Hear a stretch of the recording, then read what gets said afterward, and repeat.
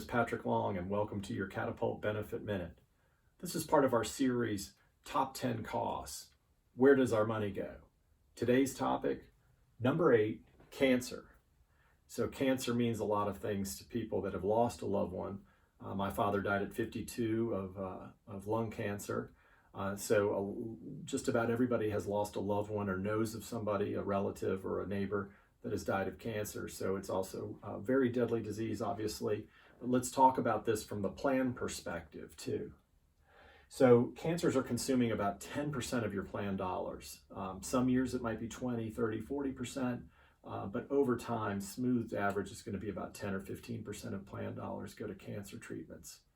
Some of the cancers that you see most often are breast cancers, prostate, lung cancers, melanomas or skin cancers, colon or bowel cancer, lymph nodes, blood-borne cancers like leukemia, kidney, pancreas, ovarian cancers, all very prevalent.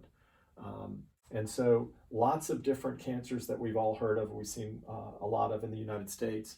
Let's talk a little bit about the therapies, some of them very expensive, some of them very effective and expensive. Surgery is typically the first line. So if you have a kidney cancer, you often see a kidney removed, or a breast cancer, a mastectomy or a lumpectomy.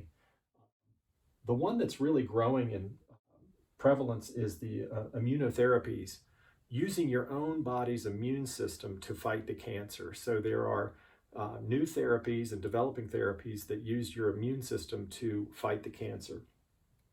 There's chemotherapy, kind of the opposite of that, using outside chemicals, a concoction or a protocol of various chemicals taken to fight that cancer. The theory there being it nearly kills you, but it might kill the cancer first. That's the hope. And then there's radiation. So these are often used in combination with each other. You'll see a surgery and chemo and radiation. So all four are tools that cancer centers, cancer doctors have at their disposal to attack the cancers we just talked about and many others. Let's talk a little bit about your plan. Your approach, your status quo or BUCA plan is probably sending your members invariably to the closest hospital. They'll go to the big hospital system and go in with their PPO card and try to get treatment. They get one opinion, that doctor's opinion, on what they should do about that cancer. Now, unfortunately, those opinions are wrong at least 20 to 30% of the time, based on Mayo Clinic and other experts, either completely wrong, a misdiagnosis, the person doesn't have cancer, or the person does have cancer and was misdiagnosed. That's even worse. But also the treatment is suboptimal, is the term for that. And so there's one opinion, the closest hospital or nearby hospital, and it's very costly, and they can't tell you how much it's going to cost. They won't tell you. And so you're left in the dark. It's a very sensitive time, and so nobody wants to ask questions about that. But that's the current status quo system that you're in. How is HERO different, or folks like us? First of all, we use centers of excellence. So we have all the quality scores for all the providers in the United States, and the surgeons and the facilities, and we guide our patients to them. If they want to go to the nearby hospital, at least go to the best doctor within that hospital, right? We'll make arrangements. 0 out-of-pocket second opinions.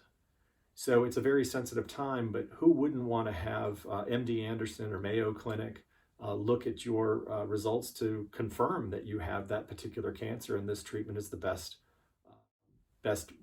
solution for you.